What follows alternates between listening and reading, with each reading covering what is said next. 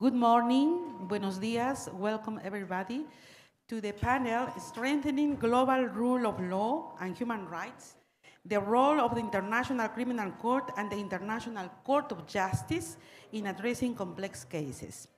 This will be a panel that will be being presented in English, both in English and Spanish, because two or three of our panelists will be speaking in English and the rest in Spanish. We are, most of us, native in Spanish, so we will honor our language now that we are in the Dominican Republic. Thank you very much.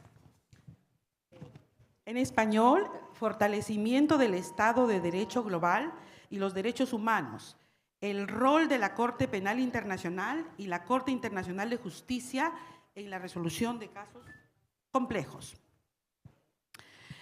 Excellencies, ladies and gentlemen, my name is Luz del Carmen Ibáñez Carranza. I am judge of the International Criminal Court, former vice president of this court. Please allow me to introduce you the subject topic of this panel. Today's topic is particularly important in this era of grave threats of catastrophic great power conflict and global crisis. It is more important than ever that we remember that crucial importance of justice, human rights, and the rule of law as guarantees of international security and global peace. En efecto, la búsqueda de la estabilidad global, la justicia y el fortalecimiento del Estado de Derecho constituyen un eje central de la diplomacia internacional. Sin embargo, en una era de conflictos globales, persistentes y graves violaciones y generalizadas además de derechos humanos, la pregunta es, ¿pueden realmente las instituciones judiciales internacionales actuar como guardianes de la justicia y de la paz y garantes, por tanto, del Estado de Derecho internacional y de los derechos humanos? Las complejidades de los conflictos modernos plantean importantes interrogantes sobre la capacidad de los tribunales internacionales para abordar eficazmente las causas fundamentales de la violencia y la impunidad. En ese sentido, la Corte Penal Internacional, CPI, de hoy en adelante, y la Corte Internacional de Justicia, CIJ, encabezan esta misión, actuando como actores clave en el esfuerzo para defender los derechos humanos, garantizar la rendición de cuentas y fomentar la paz en las regiones marcadas por la inestabilidad y la inseguridad. Es sobre estos temas que los brillantes panelistas que tenemos hoy día van a disertar. Voy a mencionar muy brevemente el grupo de expertos que se ha reunido esta mañana para conversar con ustedes sobre estos temas. A mi derecha, el profesor Fabián Raimondo, argentino, profesor de la Universidad de Maastricht y abogado ante la CPI y la Corte Internacional de Justicia. Aplausos, por favor, gracias. Por video estará presentándose el primer fiscal de la Corte Penal Internacional, Luis Moreno Ocampo, que tuvo a su cargo construir y presentar los primeros casos de la Fiscalía ante la Corte.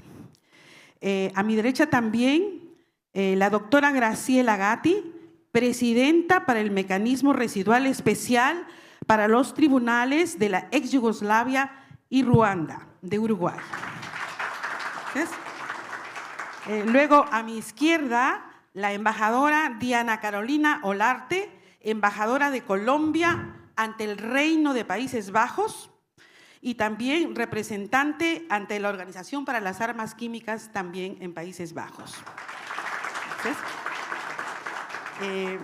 También a mi izquierda, Blas Jesús Imbroda, español, profesor de Derecho Internacional de la ciudad de Granada y un gran y reconocido abogado ante la Corte Penal Internacional. Luego, vía video, tendremos a la ex jueza Ivana Jarlikova, expresidenta del Tribunal Especial para el Líbano. Ella es de República Checa. Gracias. Y finalmente, al doctor Renan Villasís, también a mi izquierda, exdirector de la Secretaría de la Asamblea de Estados Partes para el Estatuto de Roma y un gran y reconocido experto en temas internacionales.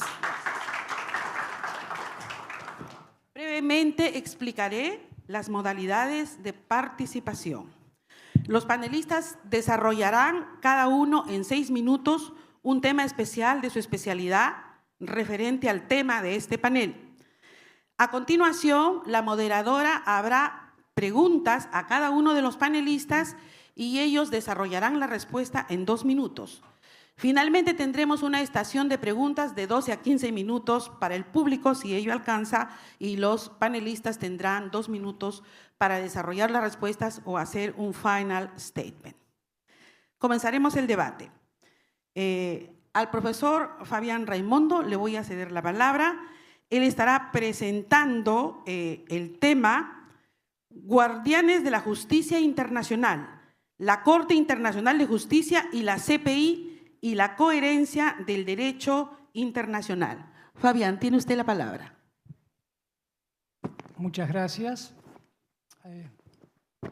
Distinguidas y distinguidos colegas, señoras y señores, es un gran honor formar parte de este evento y hoy deseo hablar acerca de 2 instituciones clave del orden jurídico internacional: la Corte Internacional de Justicia, la Corte Penal Internacional, y de la necesidad de asegurar la coherencia entre ellas como guardianas de la justicia internacional. Comencemos con la Corte Internacional de Justicia. Establecida en 1945 como órgano judicial principal de las Naciones Unidas, es el Tribunal Internacional permanente en funcionamiento más antiguo.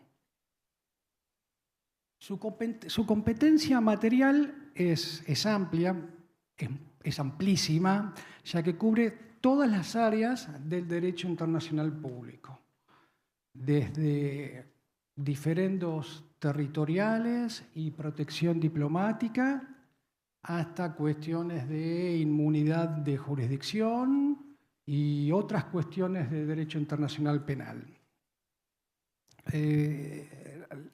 Esta Corte, la Corte Internacional de Justicia, desempeña 2 tipos de procedimientos. Por una parte, tiene una competencia contenciosa, es decir, decide disputas jurídicas entre 2 estados, y por otra parte, tiene una competencia consultiva, es decir, emite opiniones consultivas a solicitud de órganos de las Naciones Unidas. Actualmente, la Corte Internacional de Justicia se encuentra más activa que nunca, con 23 casos contenciosos y 3 procedimientos consultivos en curso.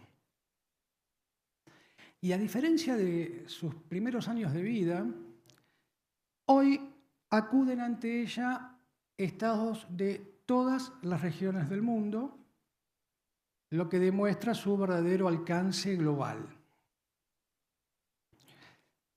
Esta Corte, la Corte Internacional de Justicia, no es solo un foro importantísimo para el arreglo judicial de controversias jurídicas entre estados, sino que también cumple un rol fundamental en la identificación y la interpretación de las normas consuetudinarias de derecho internacional, es decir, aquellas normas de derecho internacional no escritas, que también regulan las relaciones internacionales. De este modo, la Corte Internacional de Justicia ayuda a mantener un sistema jurídico internacional coherente y predecible. La Corte Penal Internacional, por otra parte, es un tribunal penal especializado que se centra en la responsabilidad de los individuos por los crímenes más graves: genocidio, crímenes contra la humanidad, crímenes de guerra y el crimen de agresión. Su estatuto entró en vigor en 2002, marcando así el inicio de su actividad judicial. Esta Corte, la Corte Penal Internacional, refleja una tendencia iniciada en la década del 90, una tendencia de establecer tribunales internacionales con mandatos especializados. Ahora bien, la proliferación de tribunales internacionales a partir de los años 90, por supuesto, ha reforzado la aplicación del derecho internacional, pero también plantea un desafío importante, ya que a diferencia de los tribunales nacionales, los tribunales internacionales operan en paralelo y ningún tribunal, ninguno, se encuentra obligado por la jurisprudencia de otro. Esto no solamente es una preocupación teórica, ya que en los años 90, antes de que la Corte Penal Internacional comenzara a funcionar, la Corte Internacional de Justicia y el entonces Tribunal Penal Internacional para la ex Yugoslavia aplicaron distintos criterios jurídicos para atribuir la conducta de actores no estatales a los estados, y dado que ambos tribunales estaban conociendo de la situación en la ex Yugoslavia, llegaron a conclusiones opuestas respecto de un mismo hecho. Bueno, si bien no ha habido más conflictos directos, hoy existen superposiciones similares entre la Corte Internacional de Justicia y la Corte Penal Internacional, ya que ambos tribunales entienden sobre situaciones, sobre la misma situación, como por ejemplo la situación en Palestina. Así que, a modo de concluir, porque no quiero exceder justamente el tiempo atribuido, quisiera decir en última instancia que la coherencia entre tribunales internacionales no es solamente un ideal legal, sino una condición para preservar la confianza de los estados y de la opinión pública depositadas en ellas, ya que juntas la Corte Penal Internacional y la Corte Internacional de Justicia encarnan un compromiso compartido con la justicia internacional. Lo dejo ahí y quedo abierto a preguntas. Thank you very much, Professor Raimondo. I forgot to say that Dr. Andrea Trigoso will help us with the timing. Ok, ahora por favor a la asistencia técnica veremos por 8 minutos el video preparado por Luis Moreno Campo, el primer fiscal de la Corte, y él va a resolver también la pregunta que se le ha planteado en el mismo término. Gracias. A ver si nos ayuda, puede lanzar el video. Gracias.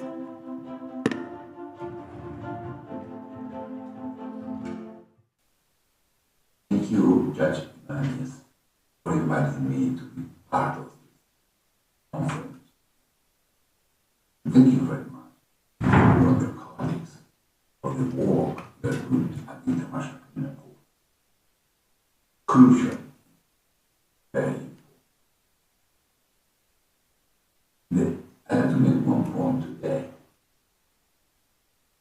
My point is that humanity is in a slow process of replacing war for justice.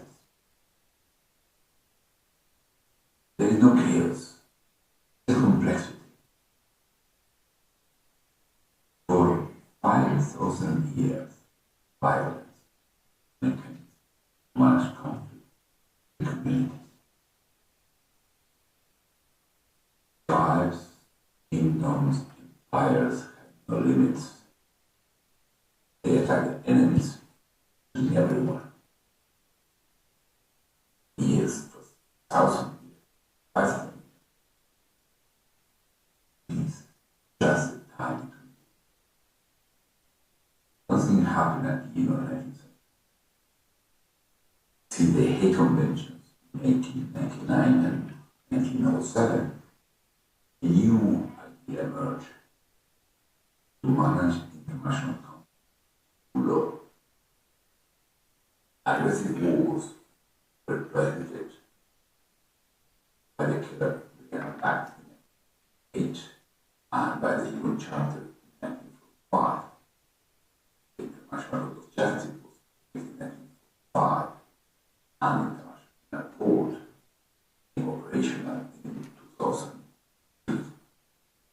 Those efforts are part of a new emerging order.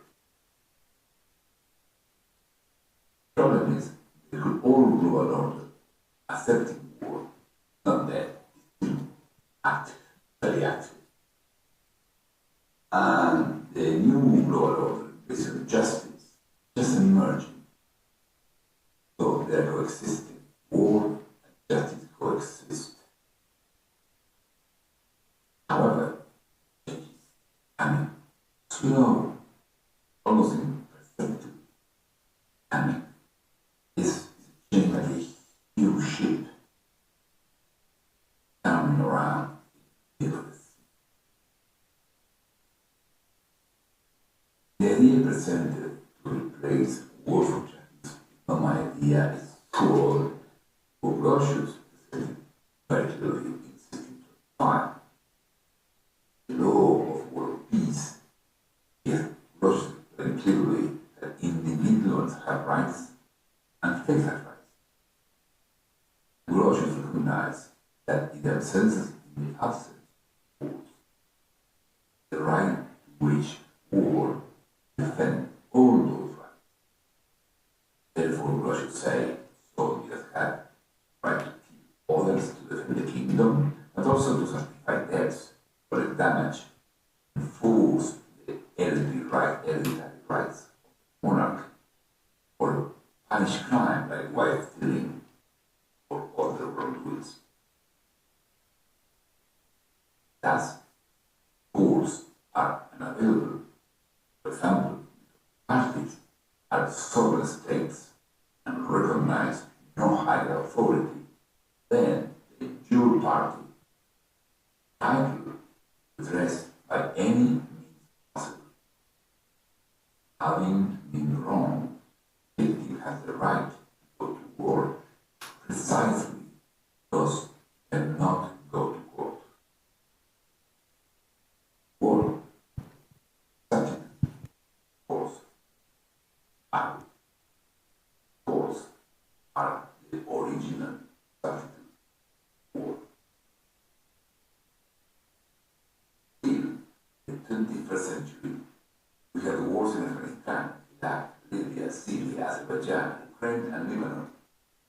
In addition, September 2001, terrorist attacks around the world, October 7 in Israel. The US reacted to launching the war on terror around the world, and Israel began training Gaza, affecting the entire civilian population. At the same time, the International Court of Justice, International Court of Justice, required by states, Gambia in 2017, proceeding the Islamic Conference and against Myanmar, Ukraine against Russia, South Africa against Israel, Nicaragua against Germany, Britain Sudan against United Arab Emirates. There is no chaos, just complexity. There is more binary view of good guys against bad, of class discussion.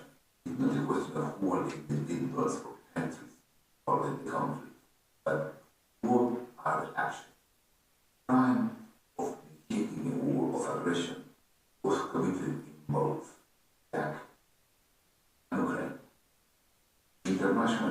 violence has been committed against Israelis as well as Palestinians. Victims, all victims, deserve our solidarity. Those responsible, whoever they are, must be investigated. The activities of the International Justice, SC, are allowing and promoting this non-binary binary approach. Thank you for that. Judge Ivan asked me the question, should international tribunals moderate wars and other violent conflicts? And is yes, that none, only fact. States states have to behave and adjust the attitude. They have, in cases, they have to fulfill the rules. But in addition, the courts are important because they exist. The next existence of the courts, national justice, international court, allow us to think in real terms, allow us to say, okay, I don't need to choose between Palestinians or Israel. I have to protect the Israelis victims of Hamas, including the hostages, and I have to protect the Gaza people, the civil mobs, only displaced, only under siege. So the law allows us to make a different option, not between different actors allowing to kill each other, is for the victims. And that because the international court exists and act. You should be doing that. I see issue of warrant. They have to arrest them. They are not arrested. It's not the court. They have to understand how to respect the law. And he said how to use the law to manage conflict. And Putin and Netanyahu are united. Any of these process should include how to use Article 16 of the Security Council, pending and investigations to promote peace agreement. So the role of the ICC, not just in the hands as judges, is basically a representative of citizens and states. Thank you. Thanks to Mr. Luis Moreno Ocampo. Now, we are going to present, I give the floor to Dr. Graciela Gatti, presidenta del Mecanismo Internacional Residual para los Extribunales de Yugoslavia y Ruanda. Ella hablará sobre el impacto transformador de la justicia internacional, normas, memoria y desafíos. Tiene la palabra, doctora Gatti. Buenos días, muchas gracias. Es un verdadero honor y un placer estar aquí hoy para intentar responder la pregunta que tú nos has formulado. Y la primera es si la justicia internacional, los tribunales internacionales, y permítanme que me explaye y no hable solo de la Corte Penal Internacional y la Corte Internacional de Justicia, sino también de los tribunales ad hoc para la ex Yugoslavia y Ruanda, creados en la década del 90, y el mecanismo residual que tengo el honor de presidir. Esto es de formación profesional y por ser parte de estos tribunales, sepan disculparme. Y a esa pregunta es, bueno, no por sí solos. Lamentablemente, un claro ejemplo de esto es el genocidio ocurrido en Srebrenica, un año y medio después aproximadamente de la creación del Tribunal para la ex Yugoslavia. Los conflictos actuales, pese a los casos planteados ante la Corte Penal y la Corte Internacional de Justicia, que continúan más allá de las acciones legales. Porque de última, en definitiva, y como se señalaba anteriormente por el profesor Moreno Ocampo, muchos de estos aspectos están en manos de los estados. Pero esto no significa que la actuación de estos tribunales no sean relevantes a la hora de luchar por la paz, lograrla en algún punto y lograr también la rendición de cuentas y mejorar la justicia a nivel global. Porque la justicia internacional tiene impactos no solamente en los casos concretos, también tiene otros efectos que se derraman hacia las sociedades involucradas en estos conflictos. En primer lugar, son un foro absolutamente relevante para las víctimas, para poder ayudarlas en su proceso de curación del impacto que han sufrido como víctimas de conflicto, ya sean participando como testigos en los procesos o con voz como parte en los procesos mismos. Generan además estos tribunales un registro histórico independiente, avalado con las evidencias presentadas ante las salas de audiencias, que deberían ser imposibles de contrastar. Lamentablemente estamos viviendo en un mundo donde las nuevas narrativas basadas en intereses meramente nacionales o políticos pretenden imponerse y pretenden borrar muchas veces lo que ha sido la realidad, lo que ha ocurrido.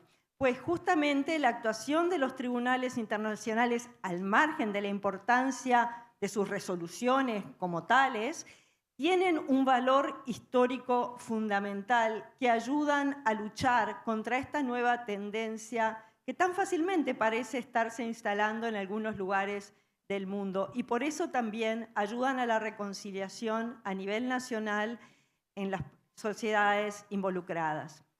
Es verdad, no hay tribunales, como lo señalaba mi colega en el panel, no hay tribunales que tengan supremacía sobre otros y por lo tanto la jurisprudencia puede ser discordante, muchas veces por decisiones adoptadas basadas de distintos puntos de vista o por diversas regulaciones en los estatutos aplicables a cada caso. Pero lo que sí es cierto es que la justicia internacional ha permitido avanzar al derecho internacional, ha permitido un desarrollo que ha sido exponencial en las últimas décadas y que no se había verificado por muchísimo tiempo. Estos, por ejemplo, los tribunales para la ex Yugoslavia y Ruanda han sido los primeros en aplicar la Convención sobre Genocidio y han tenido que desarrollar conceptos vinculados a esa convención que no constaban en los estatutos, porque muchas veces los tratados suelen ser parcos o es imposible que desarrollen todos los aspectos. Y desde ese punto de vista tienen un rol absolutamente fundamental porque definen criterios de estándares internacionales que luego pueden ser tomados por los estados nacionales a la hora también de intervenir. Recordemos, la justicia internacional nunca puede abarcar, es por definición prácticamente, es imposible que abarque todos los casos que existen y es a los estados, a su propia justicia a los que les corresponde intervenir en primer lugar. Y por lo tanto, estos criterios, esta jurisprudencia internacional va dando forma y va generando estándares que permiten elevar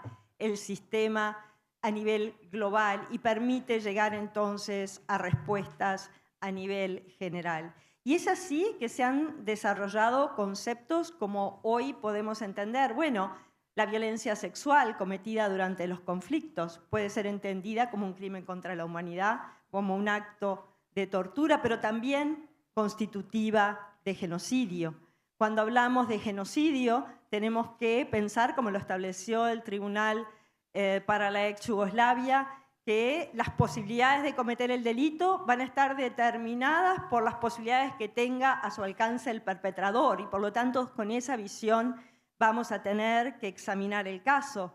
Por ejemplo, y estoy señalando jurisprudencia de los tribunales que yo como representante del mecanismo y sucesora de ellos representa, ¿no? De la ex Yugoslavia y de Ruanda, que la esclavitud no se refiere solamente al concepto de esclavitud, al trabajo forzado. La esclavitud sexual también es esclavitud y como tal debe ser sancionada. También que la persecución no abarca solamente a la persecución física, es también el acoso, la humillación, la persecución a nivel moral. Todos estos aportes luego se vierten hacia los estados, se vierten hacia las jurisprudencias nacionales de algún modo y por lo tanto, es verdad, los tribunales internacionales por sí solos no van a lograr la paz. Necesitamos la cooperación de los estados, pero son parte fundamental. Decía Martin Luther King, y con esto termino, no puede haber justicia, no hay paz sin justicia y no hay justicia sin paz. Gracias. Muchas gracias, jueza Gatti.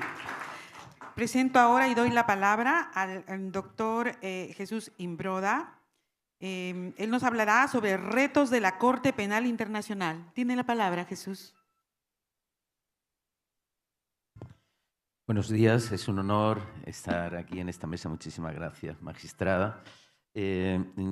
Bueno, es muy poco el tiempo que hay, en consecuencia solo querría dar algunas ideas sobre retos, desde mi punto de vista, que son trascendentes, importantes para la Corte Penal Internacional. Parto primero de un concepto que yo tengo interiorizado, que me gustaría compartir. Para mí, como penalista que soy, uno de los mayores pasos, o quizás el mayor paso en la historia en el ámbito del derecho penal, se dio cuando se creó la Corte Penal Internacional. Por primera vez en la historia de la humanidad, hay un Tribunal Penal Internacional permanente, establecido antes de la Comisión de Crímenes, independiente, con vocación universal. Es decir, que es un logro que hay que poner en valor permanentemente. Por tanto, yo defiendo siempre, por supuesto, el rol esencial que tiene la Corte Penal Internacional. Esencial. Y algo que hago siempre cuando hablo, es poner en valor ese trabajo inmenso que se hace, por supuesto, consecuencia de un camino en los años 90, de un grandísimo trabajo que hizo el Tribunal ad hoc para la Yugoslavia, el Tribunal ad hoc para Ruanda, así como algún otro tribunal internacional híbrido, pero fundamentalmente el Tribunal de la Yugoslavia y el Tribunal de Ruanda, que ha desembocado la creación de ya, por fin, por primera vez en la historia, de una Corte Penal Internacional. Por tanto, hay que apoyarla. Eso es una primera idea. La segunda idea, este apoyo es absolutamente necesario por parte de todos los Estados. Y para ello, las sociedades, nosotros, los juristas y las personas que integramos en la sociedad, tenemos que tener conciencia de la importancia que tiene la Corte Penal Internacional y, por tanto, promover el apoyo a la Corte Penal Internacional, todos y cada uno de nosotros en nuestros diferentes estados, en nuestras diferentes organizaciones profesionales. Yo en el Consejo General de la Abogacía Española, de la que formo parte, promoví y firmamos un memorándum de entendimiento, un convenio, un acuerdo en el que difundimos, apoyamos en España y lo difundimos a otros países a la Corte Penal Internacional.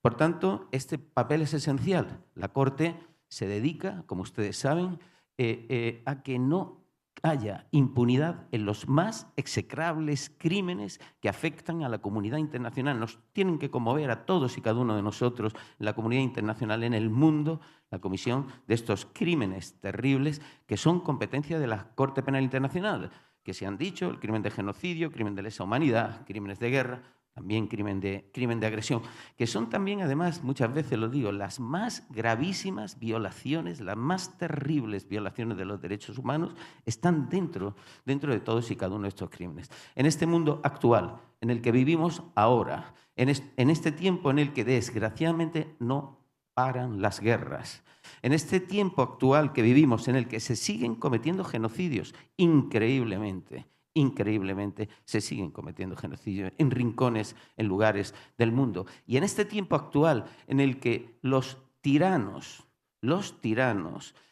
se mantienen en el poder sobre la comisión de crímenes de lesa humanidad, esto es, mantienen sus poderes atacando de manera generalizada y sistemática a la población civil, a las oposiciones políticas, etc. Es decir, el crimen de lesa humanidad es un instrumento del que se sirven los tiranos. En este tiempo, más que nunca, hace falta el apoyo y hace falta la voz de la Corte Penal Internacional. Este es un reto, el apoyo a la Corte Penal Internacional, apoyo que siempre pido en cualquier foro, en todos los foros en los que hablo, en los que intervengo. También tengo que decir, como reto, la Corte no solo se debe limitar a juzgar a estos terribles criminales, por supuesto que esta es su función primordial, pero también tiene otra, y es otro reto, es que la voz es que tiene que ser en el mundo la Corte Penal Internacional, con su trabajo diario, con su actuación, tiene que ser la voz en el mundo, en la defensa de la paz y tiene que ser un instrumento para la paz y para la seguridad en el mundo. También la Corte Penal Internacional tiene que ser voz con su trabajo diario. Voz.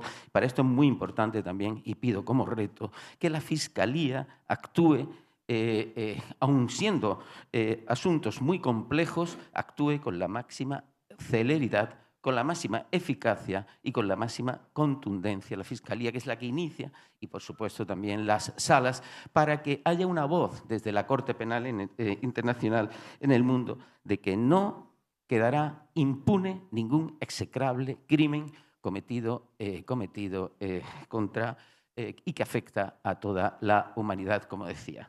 Me queda un minuto, me avisan, hay muchísimas más cosas que me gustaría decir, pero yo me someto luego al debate. Por favor, una cuestión que sí quiero aprovechar como un reto, que sea por parte de la Fiscalía, a la hora de determinar la competencia de la Corte Penal Internacional, la aplicación del principio de complementariedad, que sea un elemento esencial el análisis de si hay Estado de Derecho o no hay Estado de Derecho en los países. Porque si no hay Estado de Derecho de verdad, siempre debe declararse la competencia de la Corte Penal Internacional.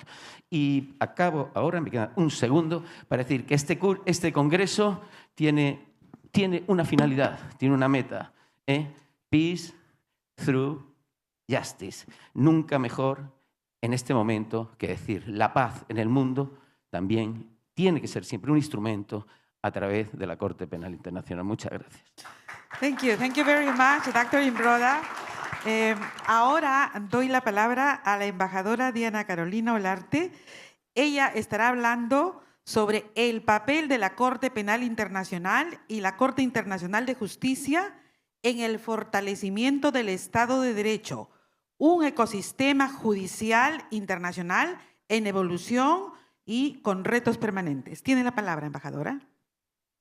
Muchísimas gracias, estimada jueza Ibáñez, principalmente por convocar este panel, por invitarnos a mis colegas panelistas. Igualmente es un honor, pero especialmente es un gran privilegio poder hacerlo acá en la República Dominicana y además tener la posibilidad de hablar de Estado de Derecho y del fortalecimiento del mismo en la labor judicial en español. Creo que eso es un mensaje también crucial que vale la pena que socialicemos. El reto que tengo es el de hablar acerca de cómo se fortalece el Estado de Derecho a través de la asunción de competencia de casos complejos como es el caso actual de la Corte Penal Internacional y la Corte Internacional de Justicia. Y lo voy a hacer mostrando, como algunos han sostenido, que existe hoy en día un ecosistema judicial en permanente evolución, pero además que tiene enfrente de sí unos retos muy importantes, algunos de los cuales ya han sido planteados por algunas de las personas que me han antecedido en la palabra.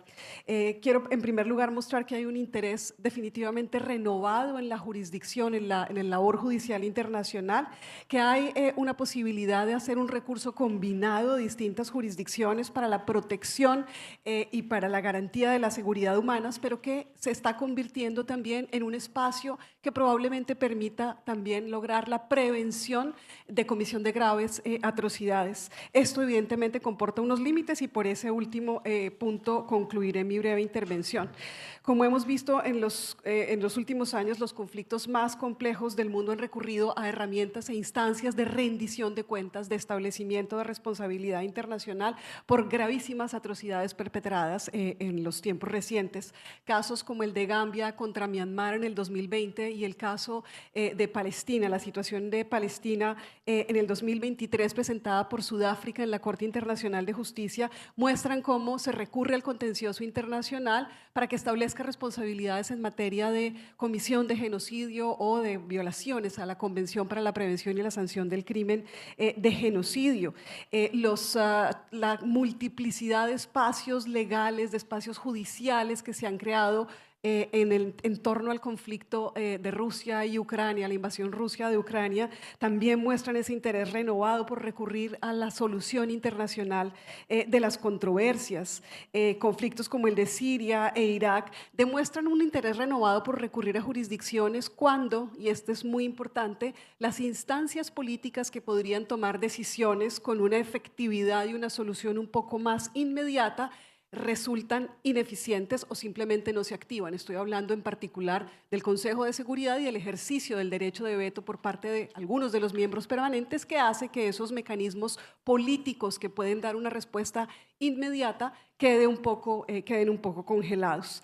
Esa activación de múltiples escenarios de rendición de cuentas para algunos sociólogos es considerado como el accountability turn, ese interés renovado por crear, por activar espacios de rendición de cuentas que además tienen una particularidad, y es el caso de la Corte Internacional de Justicia y la Corte Penal Internacional, pero también lo ha sido de los tribunales ad hoc, como lo mencionó la presidenta Gatti. Tiene una particularidad y es que están incorporando análisis que combinan la interpretación y la aplicación del derecho internacional de los derechos humanos, del derecho penal internacional, del derecho internacional humanitario. Y en esta medida están dibujando, de alguna manera, un espacio de gobernanza para la protección y la seguridad humanas, es decir, ese ecosistema internacional que está en permanente evolución. Ese recurso combinado para la respuesta a casos complejos, a los mismos casos complejos, de alguna forma lo que está mostrando es esa esperanza que tiene la comunidad internacional porque las instancias judiciales puedan de manera efectiva proteger y garantizar la seguridad humanas. Sin embargo, también de manera reciente están activando la expectativa de prevenir la ocurrencia, el acaecimiento de nuevas atrocidades. Como lo mencioné, ese fracaso o esa inefectividad de los mecanismos basados en la responsabilidad de proteger de instancias multilaterales, casos claros como la retirada de los Estados Unidos y de los aliados en Afganistán, que dejó además una inestabilidad rampante en la región, las dificultades enormes para proteger al pueblo sirio, esa imposibilidad de que el Consejo de Seguridad se active de manera inmediata para poder dar una respuesta en el conflicto Rusia y Ucrania, pues han hecho que mecanismos pacíficos de solución de controversias, mecanismos judiciales, se activen de una manera mucho más expedita, llevando a escenarios como lo mencionaba el profesor Raimondo, por ejemplo, en la Corte Internacional de Justicia, de un trabajo sin precedentes en manera contenciosa y en materia consultiva. Ese recurso a la jurisdicción internacional podría pensarse desde una perspectiva optimista como una apuesta por el fortalecimiento del Estado de Derecho. Sin embargo, hay otra perspectiva un poco más crítica que apela a que estas cortes, tanto la CPI como la Corte Internacional de Justicia, asuman los retos que tienen frente de sí.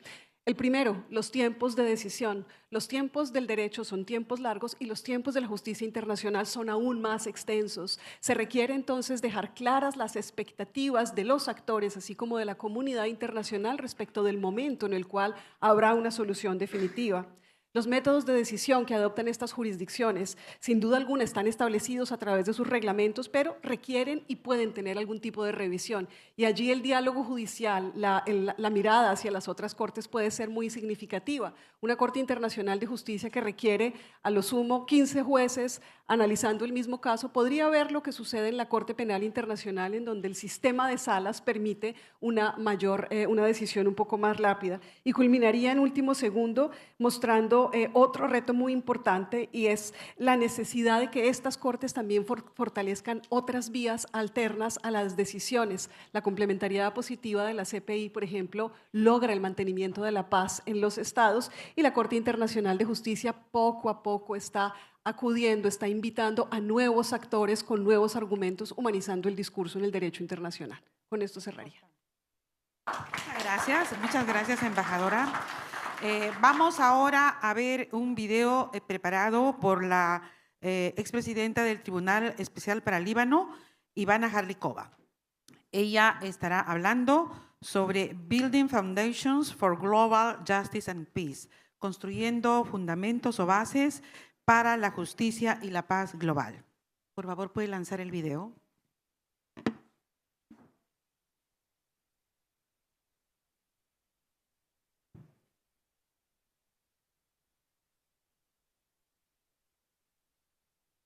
¿Y puede dar volumen, por favor?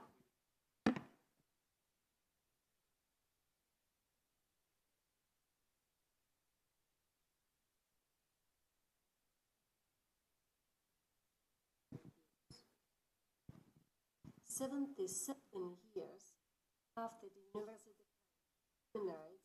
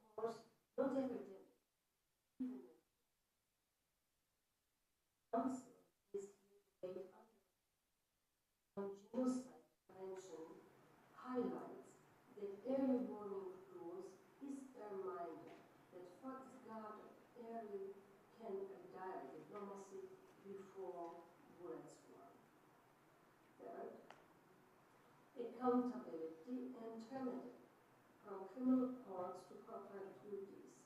Impunity figures are considered. For example, the EU just recently adopted the Corporate Sustainability Due Diligence Directive.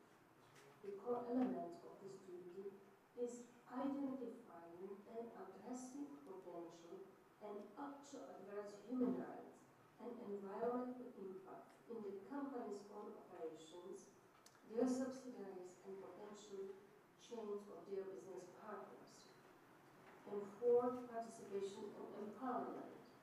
When defenders, indigenous leaders, and young people shape decisions, societies are more resilient. The Human Rights Council's April resolution on protecting civic space in the digital age gives us a new shield online and off. Now I would like to share 3 emerging frontiers that will either decide success or failure. The climate crisis is already a human rights crisis. Last December, the International Court of Justice concluded hearing on states' climate obligations. Its advisory opinion is expected later this year. And if we translate the opinion into national law, into budgets, building codes, market rules, then polluters will fund adoption instead of victims. The second is artificial intelligence. Algorithms now can decide who gets a role, a job interview, even asylum. Done well, AI can widen access to healthcare, justice, legal aid, education, but done badly, it can automate discrimination at planetary scale. But we are not powerless. And what we really need is to strengthen international cooperation, law, and diplomacy, and build good and trustworthy governance. And third, so cross-border supply chains, carbon markets, and digital platforms shape billions of lives. And the next frontier is quite simple. Make human rights performance parametric in sovereign risk rating and trade agreements. The international justice is crucially important, and their message is clear. The rights violations are no longer cost-free. The Universal Declaration of Human Rights began as an act of imagination in the ashes of war. Its survivals rests on our will to build. The BRICS are universal standards. The mortar is political will. The scaffolding is international cooperation, climate justice, trustworthy AI, responsible business, empowered civic space, and international justice. The tools I have outlined reinforce one another. And human rights are not an add-on. They are indispensable foundation of global justice and peace. Thank you very much for your attention. And now I would like to answer the question from the moderator. So from my perspective, there's a crucial role of both ICJ and ICC in enhancing human rights, rule of law, and global peace, also global justice. It is a message they send clearly that human rights violations, as I mentioned, are no longer cost-free. But also, there is a very powerful message that there is no impunity any longer for human rights violation and international crimes. And also we can see that international community has been taking their accountability and their role. And with the ICJ, over the past years, the role of the court has been strengthening, and many states are coming to the court with their disputes, but also states empower the court with the advisory opinion issue. And this, I think, it's very strong and powerful. With the ICC, we can see that the violation of human rights, committing international crimes, has not been overlooked, and the court has been acting on them. At the same time, we need support, strengthen that court, so their decisions can be enforced and they can work efficiently, transparently, and with accountability. Bueno, muchas gracias. Thanks to former President Hrdlikova. Ahora le doy la palabra al doctor Renan Villacís. Él estará hablando sobre principales desafíos en el apoyo que los Estados partes al Estatuto de Roma y otros países no miembros pueden proveer a la Corte Penal Internacional. You have the floor, Mr. Villacís. Muchas gracias, estimada jueza, y buenos días con todos.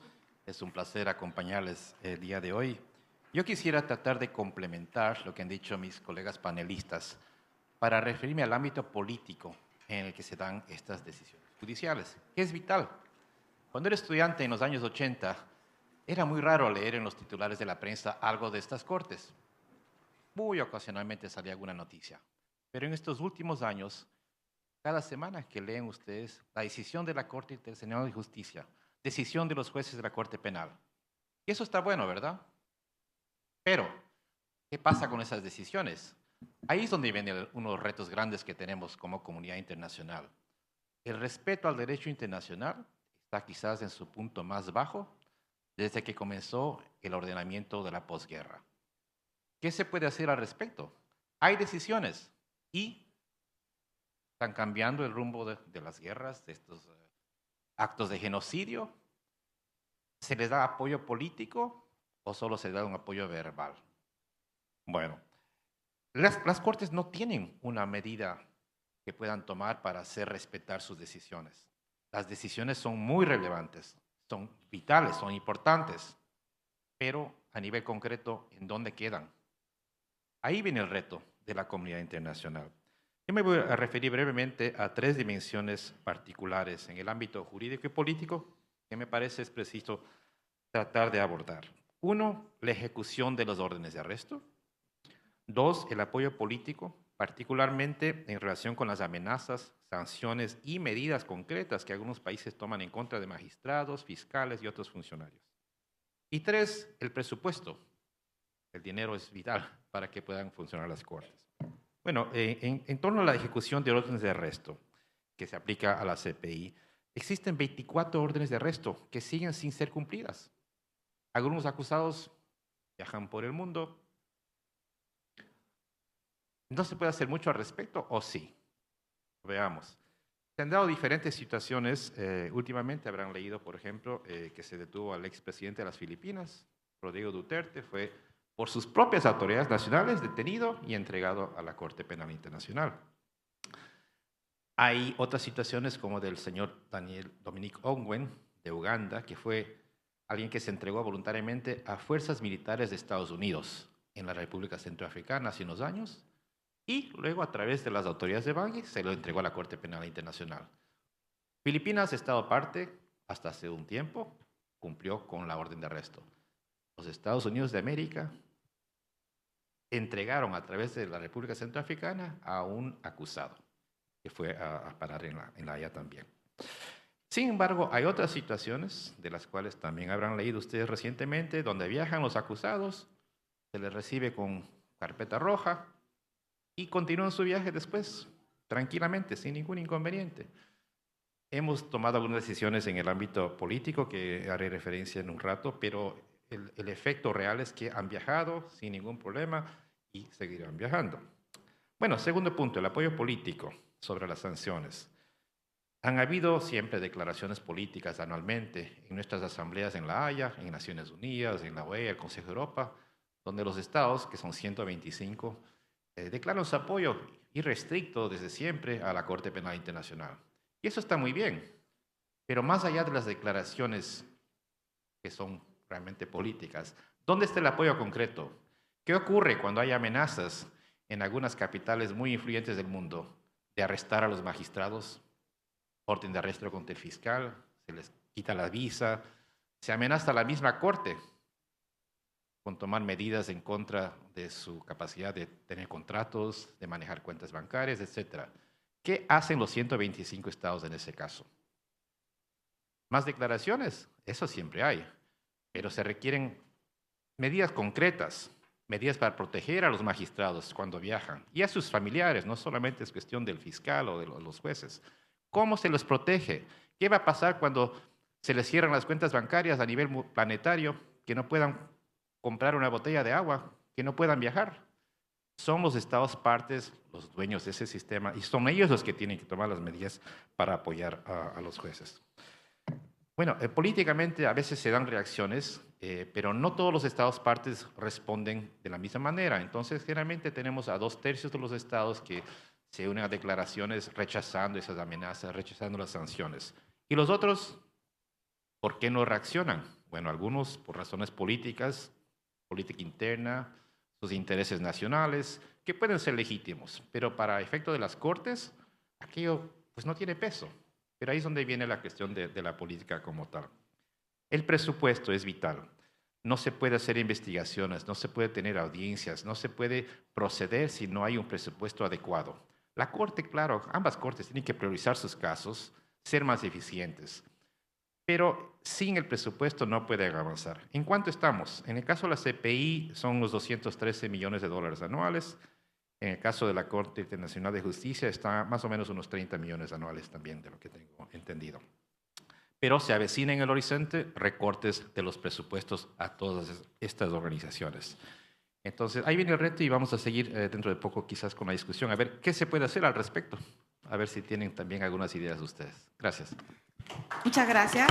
Muchas gracias. Estamos concluyendo la primera parte del panel y brevemente me voy a referir en una línea a los puntos más importantes que los panelistas han abordado.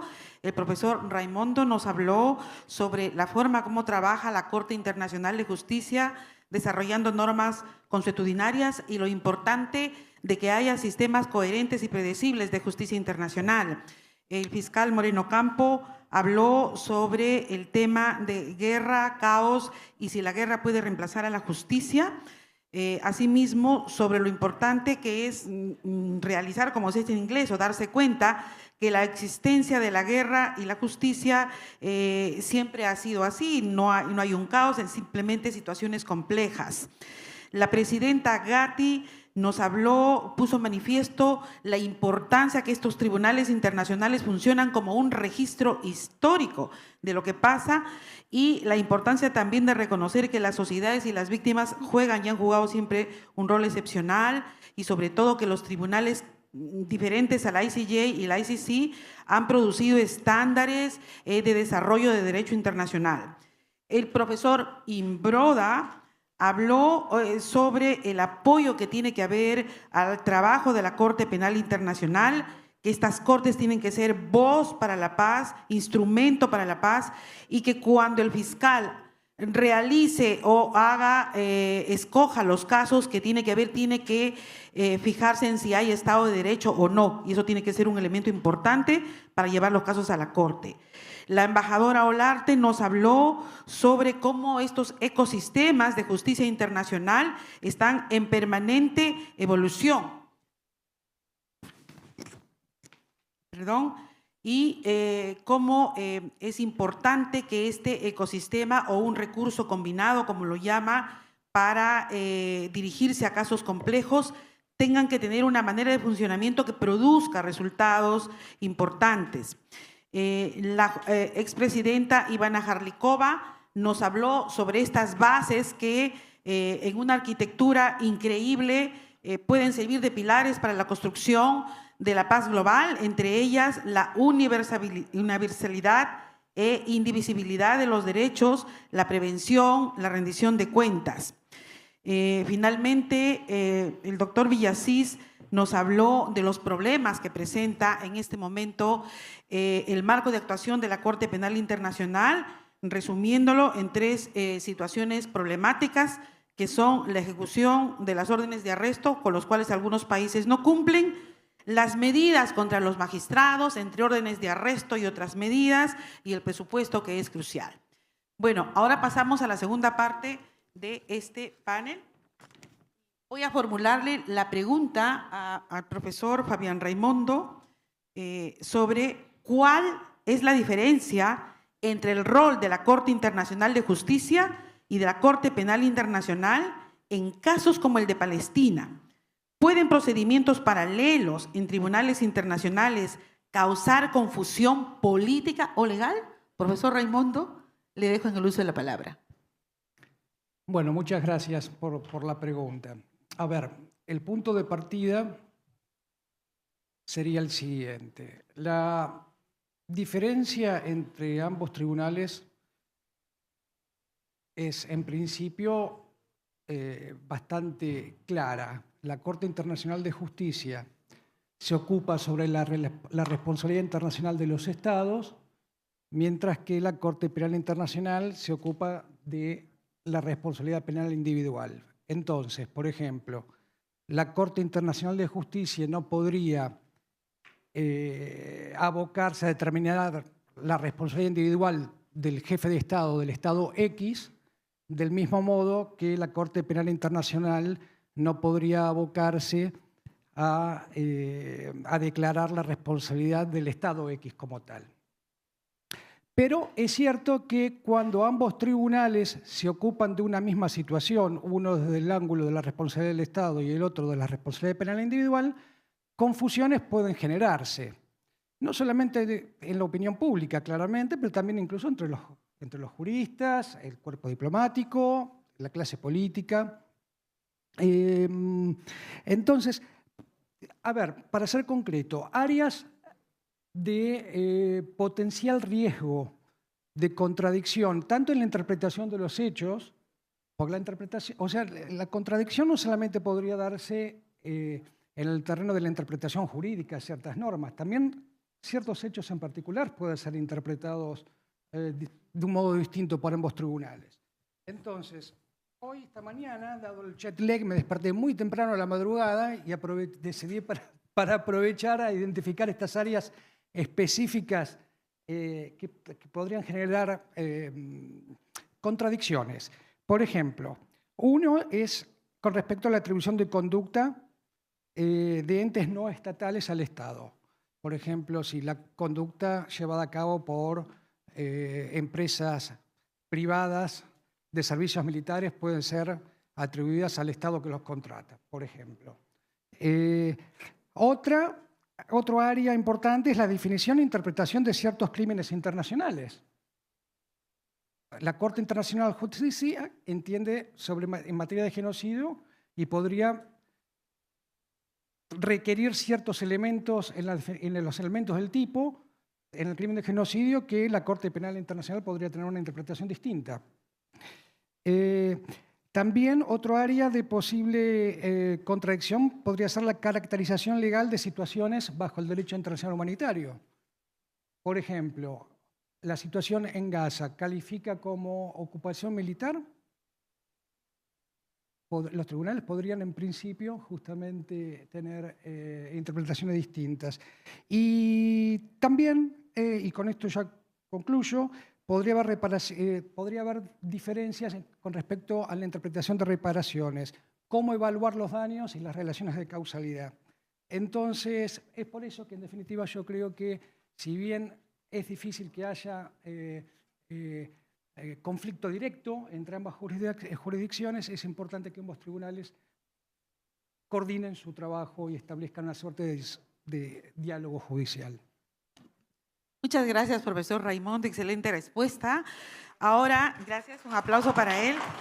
Ahora le voy a preguntar a la presidenta Gatti sobre si es la jurisdicción universal una herramienta legal útil que cubra las deficiencias de los tribunales internacionales en el fortalecimiento del Estado de Derecho, la paz y los derechos humanos, y por qué la jurisdicción universal, paradójicamente, no tiene aceptación universal. Presidenta Gatti, la dejo en el uso de la palabra. Muchas gracias. La respuesta corta sería sí, sin ninguna duda. La justicia internacional está llamada a intervenir en los casos de mayor gravedad y las cortes internacionales, la Corte Penal Internacional, debe priorizar los casos que, además del principio de complementariedad, los casos a los que puede asumir. Lo mismo sucedía con los tribunales ad hoc. Es imposible e inviable, por razones de costo y tiempo, pensar en una justicia internacional que pueda asumir todas las situaciones que están planteadas a nivel global. La responsabilidad primaria es de los estados, de las jurisdicciones nacionales, en juzgar este tipo de delitos. Lamentablemente es verdad, la jurisdicción universal no está aceptada universalmente, lo que parece una paradoja, y por lo tanto es sobre esos mecanismos que deberíamos trabajar.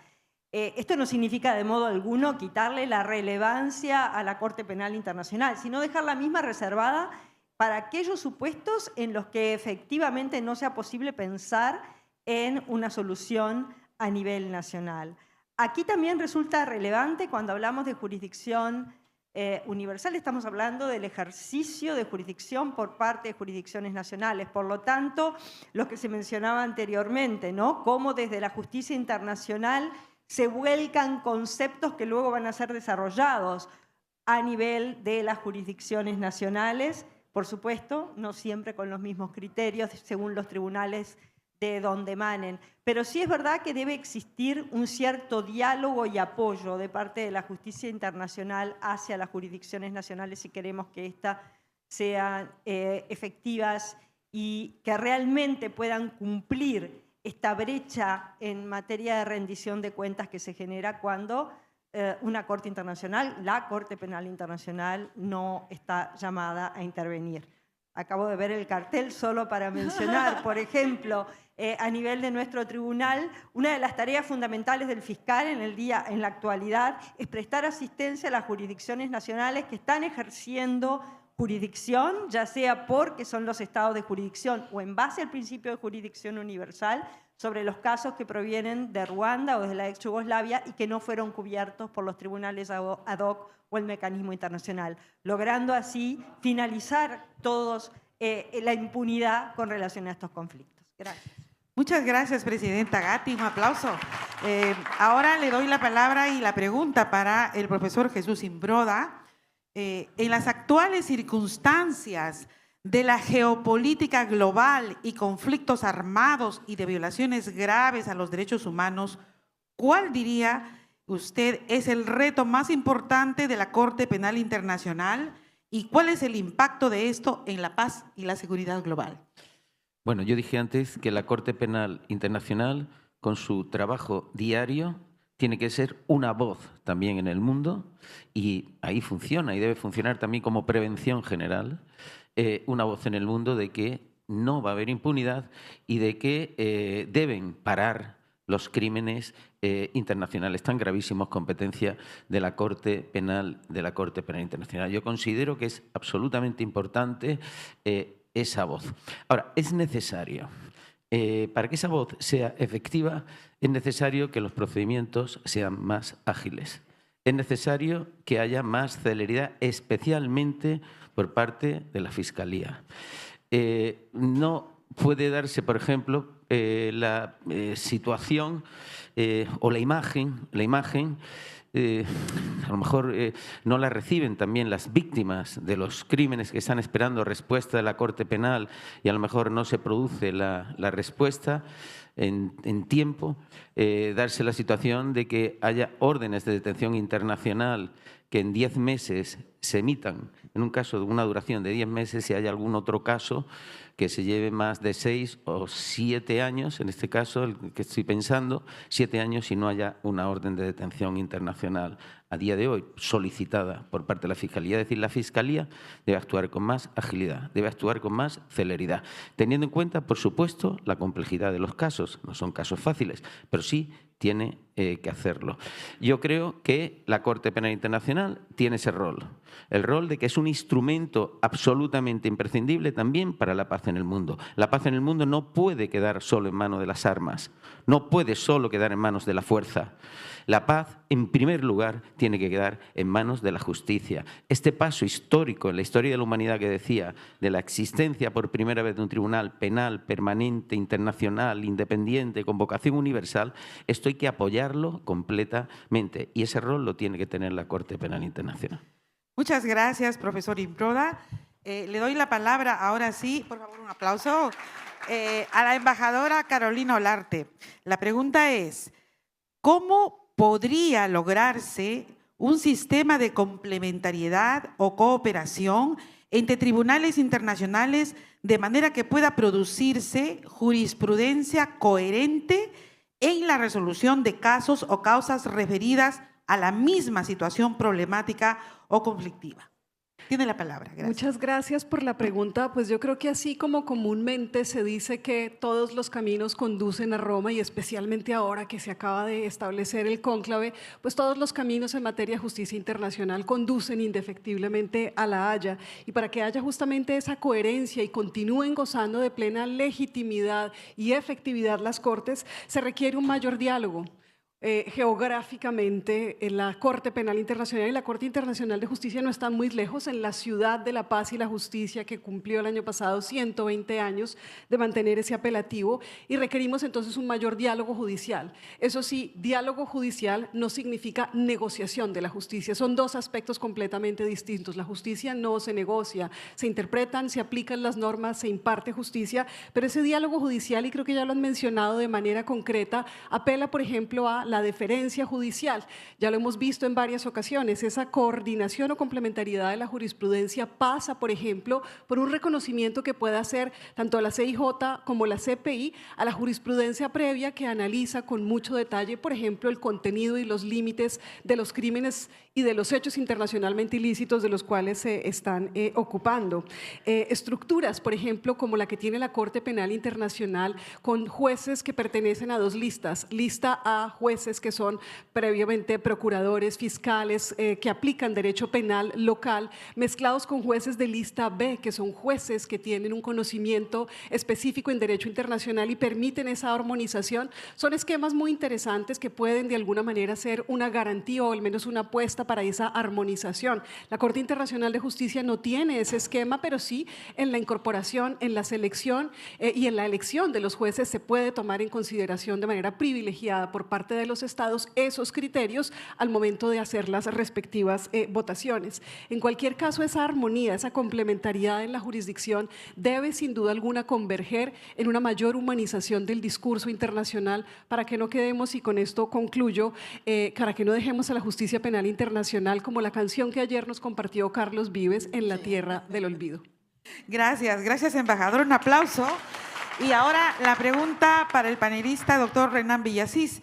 ¿Cuál es el impacto en la seguridad global de la falta de cumplimiento por parte de los estados, miembros de la Asamblea de Estados partes al Estatuto de Roma en la ejecución de los mandatos de la Corte, así como de la falta de apoyo de la comunidad internacional, incluyendo los estados no partes. Tiene la palabra, doctor Villasís.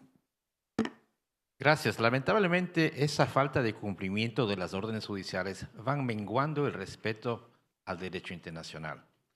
Entonces, si ya, por ejemplo, hace 10 años tuvimos un jefe de Estado que viajó, pese a tener orden de arresto por acusaciones de genocidio, viajó a un Estado aparte, salió en 24 horas.